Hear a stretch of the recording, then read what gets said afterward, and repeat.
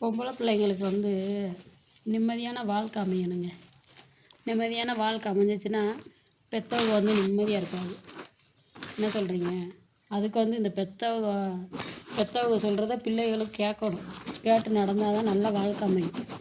இது முளைக்க முன்னையே இப்போ லவ்வோட சேர்ந்து முளைக்குது. நம்ம சொல்கிறத கேட்கவே மாட்டேங்குதுங்க. எனக்கு தெரியும், உனக்கு என்ன தெரியும் அப்படின்னு பொம்பளை பிள்ளைன்னு சொல்லுது, ஆம்பளை பிள்ளைன்னு சொல்லுது. நாளைக்கு ஒரு லாபமோ நஷ்டமோ யாருங்க பதில் சொல்கிறது? சொல்லுங்கள் பார்ப்போம். இப்போ பொம்பளை பிள்ளைங்க ஒருத்தனை நம்பி நான் அவனை தான் லவ் பண்ணுறேன், அவனை தான் கல்யாணம் பண்ணுவேன் அப்படின்னு ஓடுதுங்க பின்னாடி. அவன் நல்ல பையனாக இருந்தால் உன்னை எதுக்கு கூட்டு ஓட போறியா? அம்மா அப்பாட்ட சொல்லி நல்ல முறையில் கல்யாணம் பண்ணுவோன்னு நினைப்பேன்ல. அவன் எப்படி பிற நல்ல பையனாக இருப்பியா? அவனை நம்பி போகுது. 3 மாதம் கூடுனா 6 மாதம் 1 வருஷம் அவ்வளோதாங்க. பிறகு பார்த்திங்கன்னா சண்டை. என்னை அப்படி சொல்கிறேன் இப்படி சொல்கிறேன் அப்படின்ட்டு அம்மா அப்பாட்டையும் போக முடியாது.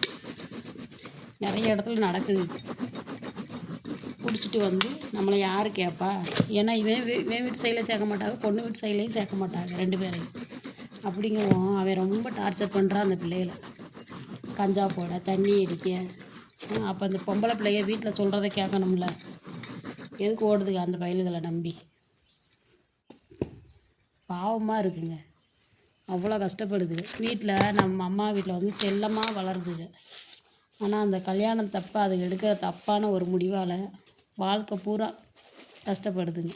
ஒரு சில அம்மா அப்பா தான் என்ன செய்கிறாங்க, பாவம் நம்ம பிள்ளை கஷ்டப்படுது, நம்மளை விட்டால் அதுக்கு யார் இருக்கா அப்படின்னு ஒரு சிலர் தான் சேர்த்துக்கிறாங்க. ஒரு சிலர் வந்து ரொம்ப வேண்டவே வேண்டாம், நம்ம பேச்சை கேட்காம போச்சுல, போய் சீரழியட்டும், அது சீரழிஞ்சால் தான் தெரியும், அந்த மாதிரி கை கழுவி விட்டுறாங்க. அந்த பிள்ளைங்க நிலமெல்லாம் எவ்வளோ மோசமாக இருக்குது தெரியுமா? அதனால் பொம்பளை பிள்ளைங்க கொஞ்சம் கவனமாகவும் எச்சரிக்கையாகவும் இருங்க. இந்த காலத்துலலாம் யாரையும் நம்பி அவங்க பின்னாடிலாம் போகாதீங்க தயவு செஞ்சு. ஒழுங்காக இருக்க மாட்டாங்க. ஒழுங்காக இருக்கிறவன் எதுக்கு அம்மா அப்பாவுக்கு தெரியாமல் கூப்பிட்டு போய் கல்யாணம் பண்ண நினைக்கிறான்? ஏதோ 100ல் 1 2 வேணால் நல்லா லவ் பண்ணி கல்யாணம் பண்ணி நல்ல முறையாக இருப்பாங்க. ஆனால் முக்கால்வாசி பேர் கஷ்டம்தான் படுறாங்க. இதெல்லாம் நான் வந்து நிறைய பேர் பார்த்துருக்கேங்க. அதனால் முடிஞ்ச வரைக்கும் பொம்பளை பிள்ளைங்க வந்து வீட்டில் சொல்கிறத கேளுங்க. ஆரம்பத்தில் கஷ்டமாக தான் இருக்கும் கேட்குறதுக்கு.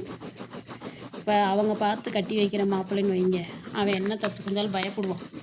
மாமனார் வந்து கேள்வி கேட்பார், மச்சினே வந்து கேட்பான், அண்ணன் தம்பி வருவாங்க அப்படின்னு ஒரு பயம் இருக்கும். அவங்க அம்மா அப்பாவும் திட்டுவாங்க, எதுக்குடா பிள்ளை அப்படி செய்கிற அப்படின்ட்டு அவனோட அம்மா அப்பாவுமே திட்டுவாங்க.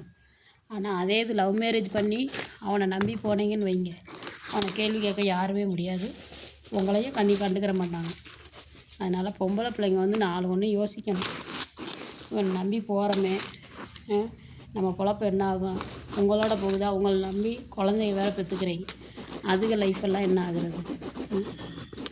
எத்தனையோ பேர் லவ் பண்ண பையன் சரியில்லை அப்படின்ட்டு வயிற்றில் இருக்கும்போதே போய் பிள்ளைகளை கலைச்சிட்டு வராங்க. இவன் ரொம்ப குடிச்சிட்டு அநியாயம் பண்ணுறான் அப்படின்ட்டு. நீங்கள் செஞ்ச தப்புக்கு அந்த பிள்ளைங்க என்ன செய்யுங்க? அதுகளை போய் கருவிலே அழிச்சிட்டு வரீங்க. அதனால் பொம்பளை பிள்ளைங்க வந்து ஒரு முடிவு எடுக்க முன்னா ஒரு தடவைக்கு 10 தடவை இல்லை 100 தடவை யோசித்து முடிவு எடுங்க. சரிங்களா? ஓகே உறவுகளே, நம்ம வீடியோ பிடிச்சிருந்தா லைக் போடுங்க. ஓகே, பாய்.